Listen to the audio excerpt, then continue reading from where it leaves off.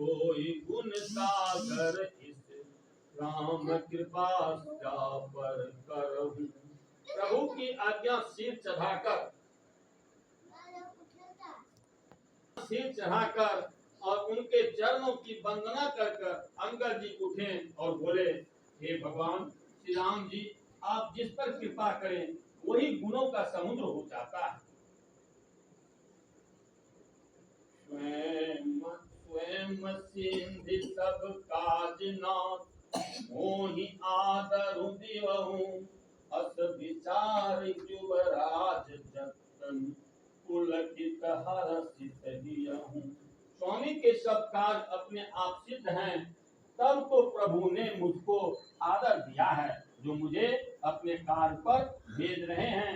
ऐसा विचार कर युवराज अंगद का हृदय हर्षित और शरीर पुलकित हो गया।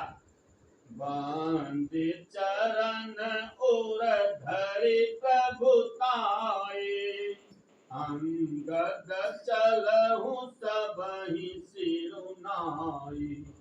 प्रभु प्रताप और सहज असंका, रन बाकुर बाले सुत बंका।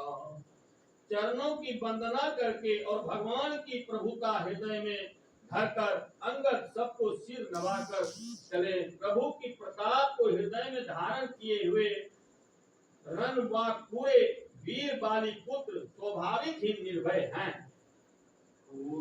बैठत रावण कर बेटा, खेलत रासु होई के बेटा।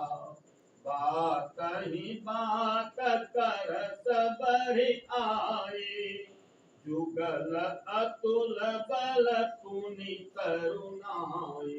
लंका में प्रवेश करते ही रावण के पुत्र से भेंट हो गई, जो वहां खेल रहा था। बातों ही बातों में दोनों में झगड़ा बढ़ गया, क्योंकि दोनों ही अतुलनीय बलवान थे और फिर दोनों की युवा अवस्था थी। यही अंगद कहूं लात उठाए, गही पद पट केहूं भूमि भवाई। निश्चर निकर देखी भट भारे, जहाँ कहाँ चले न सकहि पुकारी। उसने अंगद पर लात उठाई, अंगद ने वही पैर उठा पकड़कर उसे घुमाकर जमीन पर दे पटका, मार गिराया। राक्षस के समूह भारी योद्धा देखकर जहां तहां भाग चले, वे डर के मारे पुकार भी ना मचा सके। एक एक सन मरहु न कहीं, समुचिता सुबध चुप करि रही।